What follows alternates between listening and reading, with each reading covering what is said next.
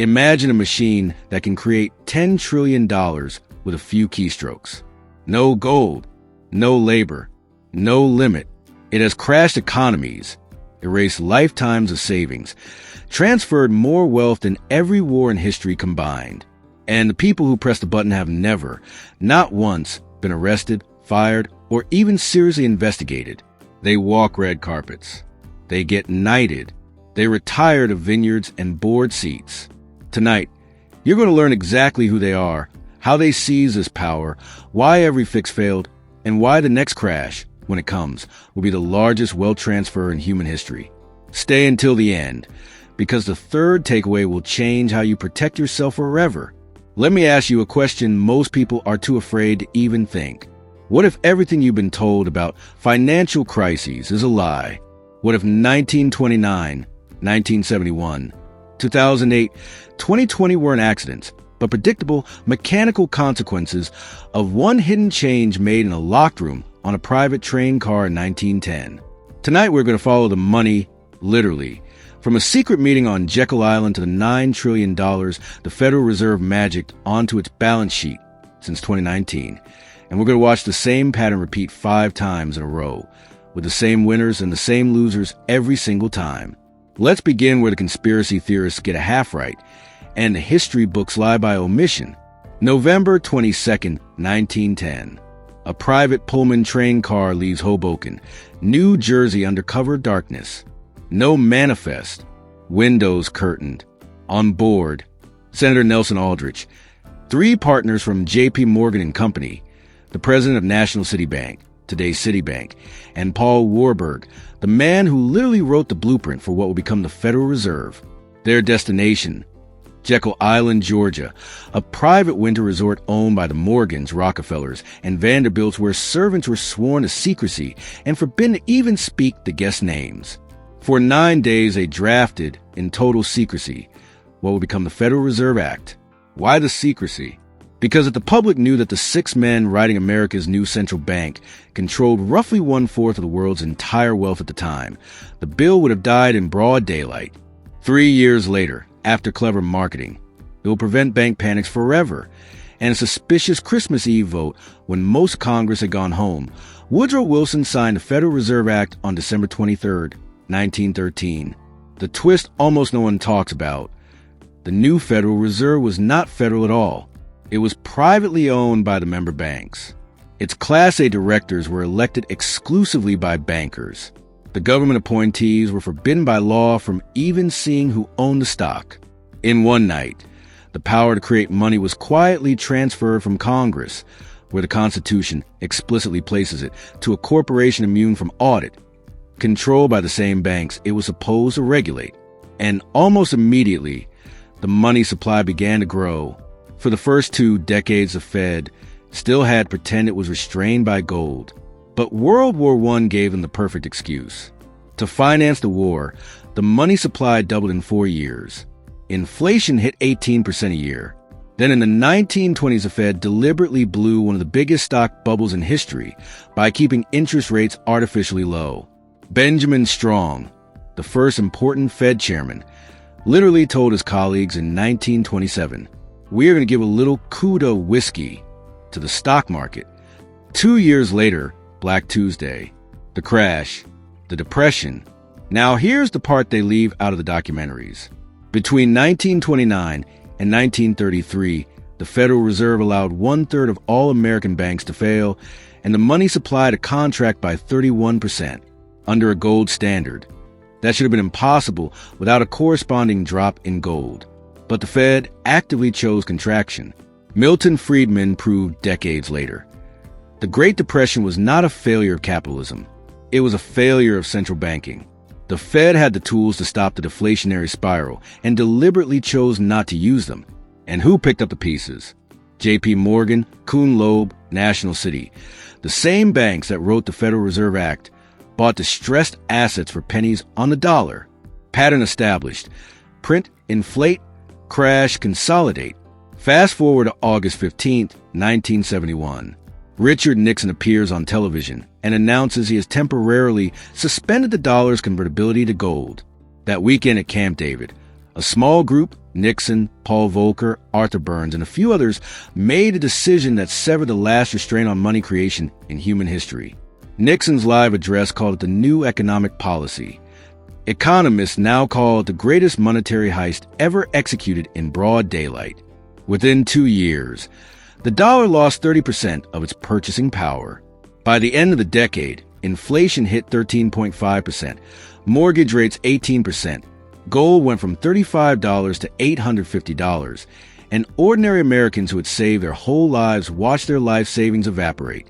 And the central bankers? Arthur Burns remained Fed chairman until 1978. No reckoning, no apology, just higher salaries and more power. Alan Greenspan took the chair in 1987. His famous doctrine, when there's a crisis, slash rates and print. 1987 crash, print. 1994 peso crisis, print. 1998 LTCM, print. 2000.com, print even harder. Each rescue made the next bubble larger. By 2007, the U.S. housing market had doubled in price in 7 years on the back of negative real interest rates and the Greenspan put. When it finally blew up in 2008, the Fed and Treasury committed $29 trillion in loans, guarantees, and asset purchases, a number so large exceeds the cumulative total of all U.S. federal spending from 1776 to 2003. And who got the money first? Goldman Sachs, Morgan Stanley, Deutsche Bank. Even foreign banks like Barclays and UBS. The Cantillon effect in real time. New money reached Park Avenue before it ever reached Main Street. By 2011, the top 1% had captured 93% of all income gains during the recovery. Bernanke was named Times Person of the Year. Greenspan got the Presidential Medal of Freedom. The architects of the biggest financial disaster since 1929 were celebrated as heroes. March 2020. Market seize. On March 23rd, Jerome Powell goes on television and says the two most dangerous words in economic history. There is no limit. In the next 8 months, the Fed creates $3.8 trillion, more than it created in its first 96 years combined. The Treasury sends $1,200 checks, while BlackRock, hired by the Fed, buys corporate bond ETFs full of junk debt issued by BlackRock's own clients. Result? 2021 to 2022 saw the highest inflation in 40 years. Real wages for the bottom 50% fell 7% adjusted for inflation. The billionaire class added $5 trillion to their wealth, the largest upward transfer ever recorded. And Jerome Powell, reappointed unanimously by the Senate in 2022. Time magazine cover again. No reckoning. As I record this in November 2025, U.S. federal debt, $37.2 trillion and rising $1 trillion every 100 days. Federal Reserve balance sheet, still $8.9 trillion, only down $600 billion from peak. M2 money supply, up 42% since January 2020, the largest monetary expansion in American history. The top 1% now own 32.3% of all household wealth, higher than 1929. Interest on the debt just hit $1.1 trillion annualized, more than defense spending. 63% of Americans live paycheck to paycheck, including half of those earning over $100,000 a year. And the same people are still in charge. Let me lay the pattern out clearly so you can see the algorithm. Central bank suppresses interest rates below market levels. Malinvestment and bubbles form. 1920 stocks. 2000 housing. 2020's everything. Bubble pops, threatening the banking cartel. Central bank prints trillions, buys the bad assets or guarantees them. Asset owners, who got the new money first, are made whole or richer. Working class pays via inflation tax and wage suppression. Architects promoted or knighted. Repeat, it has happened in 1929 to 33, 1971 to 80, 2008, 09, 2020 to 2022, and it is setting up again right now. Takeaway number 1, money printing is not neutral. It is the most powerful mechanism for upward wealth redistribution ever invented. Every new dollar devalues every existing dollar, a hidden tax that hits wage earners and savers first and hardest. Takeaway number 2, Central banking is central planning. And every attempt at central planning in history, wheat, steel, money, end with shortage, misallocation, and eventually collapse. The only variable is time. Takeaway number 3. There has never been, and unless something fundamental changes, there will never be genuine accountability. The Federal Reserve has never been properly audited. Its governing statutes protect its independence more fiercely than the nuclear launch codes. The people who press the button structurally cannot fail. They can only be promoted.